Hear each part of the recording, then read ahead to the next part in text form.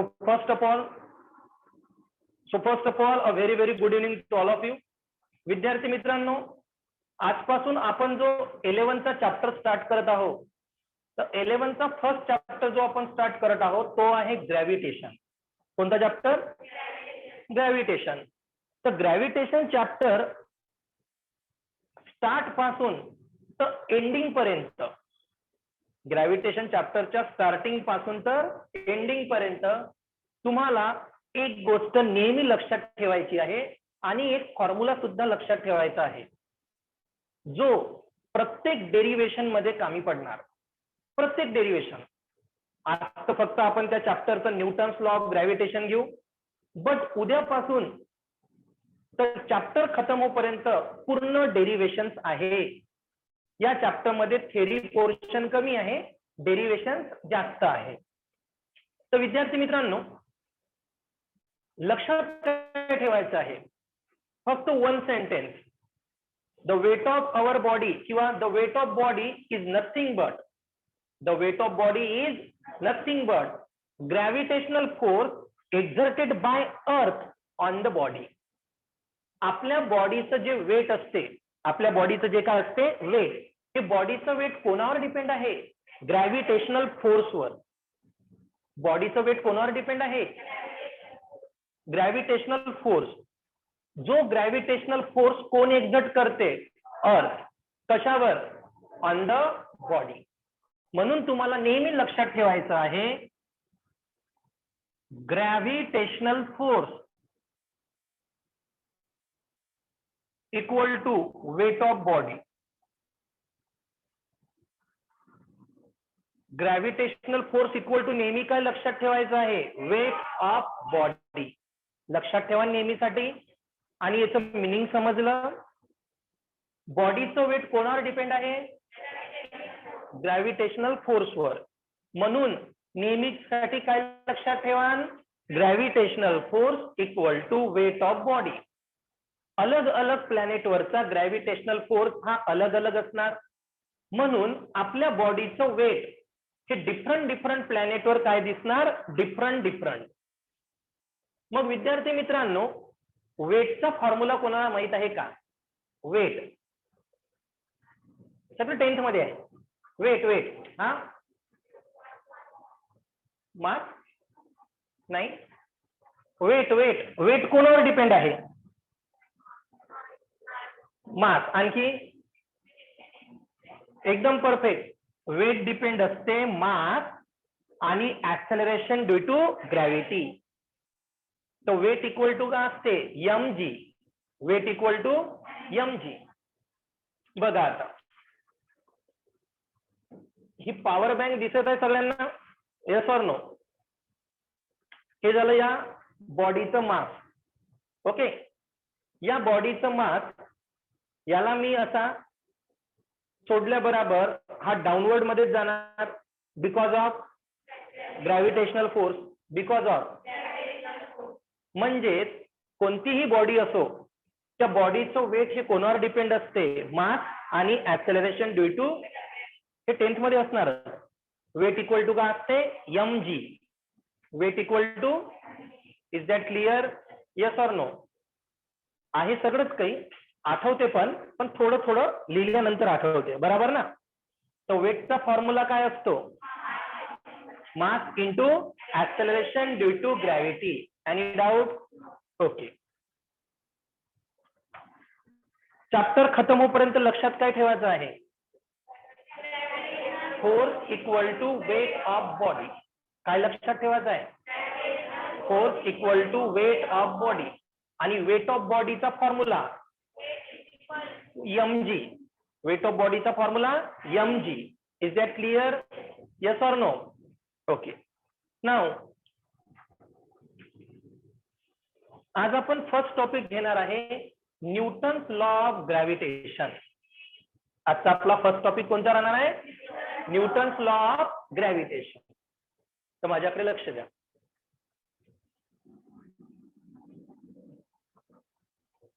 हा विद्यार्थी मित्रांनो, आपला एक मास कन्सिडर केला मी m1. हा आणखी दुसरा मास कन्सिडर केला m2. दोन मासेस घेतली मी, कोणते कोणते, M1 अँड M2. हा फोर्स आणि हा पण फोर्स, हे दोन मासेस एकामेकाकडे काय दाखवले मी, अट्रॅक्ट होत आहे का रिपल होत आहे, दोन्ही मासेस एकामेकाकडे काय होत आहे, अट्रॅक्ट. Is that clear? आणि यांच्यामधलं जे डिस्टन्स आहे ते घेतलं मी R. दोन मासेस मधलं डिस्टन्स किती घेतलं, तर जो आपला न्यूटन्स लॉ ऑफ ग्रॅव्हिटेशन असतो, कोणता law, Newton's law of gravitation, तो काय असतो लक्ष द्यायचा आता. Every particle of matter attract every another particle of matter, the particle of matter attract every another particle of matter with a force, with a force. Once again, every particle of matter attract every another particle of matter with a force. Once again, attract every another particle of matter with a force, with a force which is directly proportional to, which is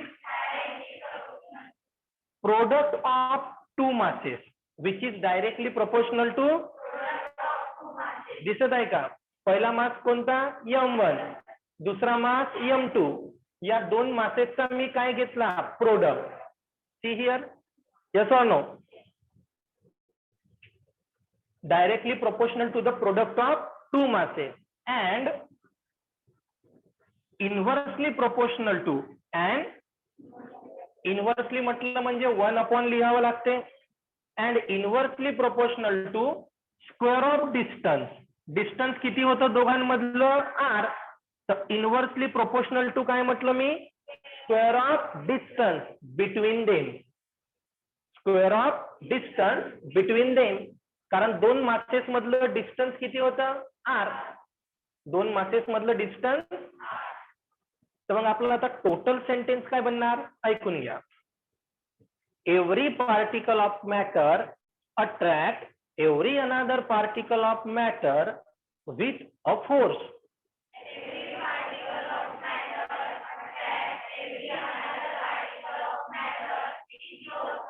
with a force which is directly proportional to the product of two masses,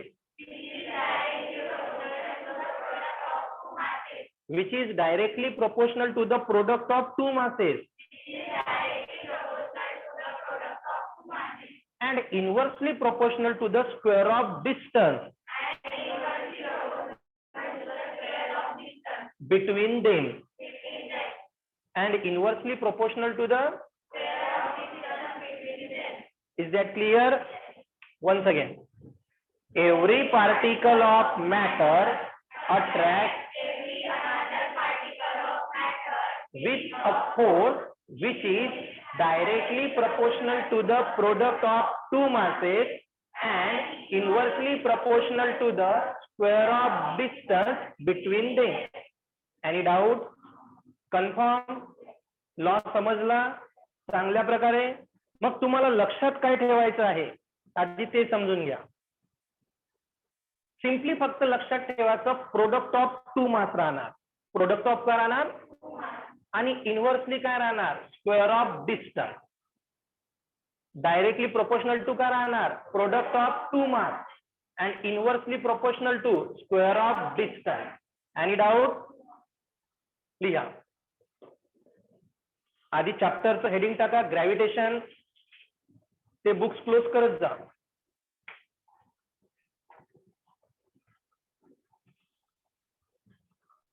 चॅप्टरचं नाव टाका gravitation आणि पहिला question लिहा. State and explain Newton's law of gravitation.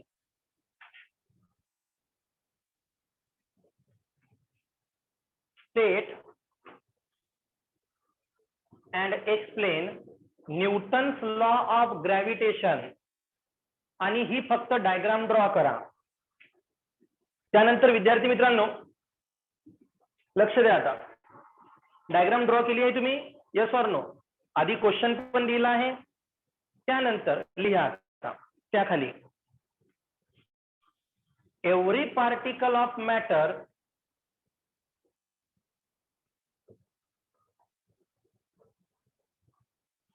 attract every particle of matter attract every another particle of matter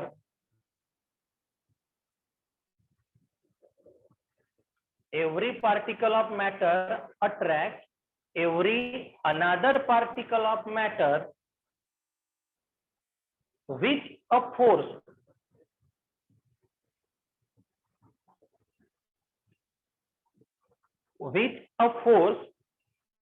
which is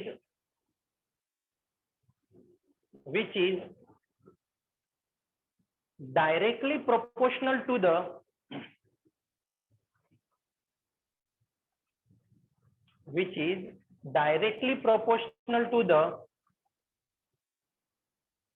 product of two masses,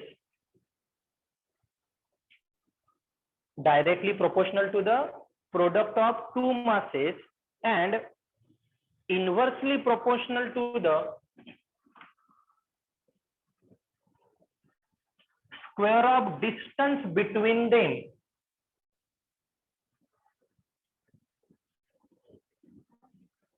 Inversely proportional to the square of distance between them. आणि बोर्डकडे लक्ष द्या आता.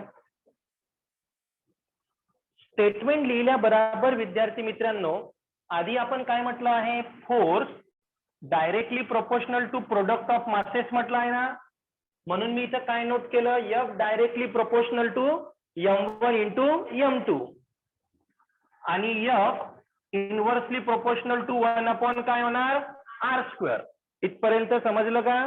हे का बरं मी असं लिहिलं, बिकॉज ऑफ अवर स्टेटमेंट. आपलं स्टेटमेंट काय आहे, directly proportional to product of two masses, inversely proportional to square of distance. Is that clear? Now आता याला कंबाईन करू. सो F काय होणार, M1 into M2 upon R². Is that clear? आता जर मी हे डायरेक्टली प्रोपोर्शनलची साईन जर हटवली तर तिथं आपण इक्वल टू जेव्हा आपण साईन घेतो तर कॉन्स्टंट एक टर्म घेत असतो. तर F इक्वल टू इथे येणार G M1 into M2 upon R², where G equal to universal gravitational, where G equal to universal gravitational constant. आणि याची कॉन्स्टंट व्हॅल्यू असते 6.67 इंटू 10⁻⁻11 न्यूटन मीटर स्क्वेअर पर kg².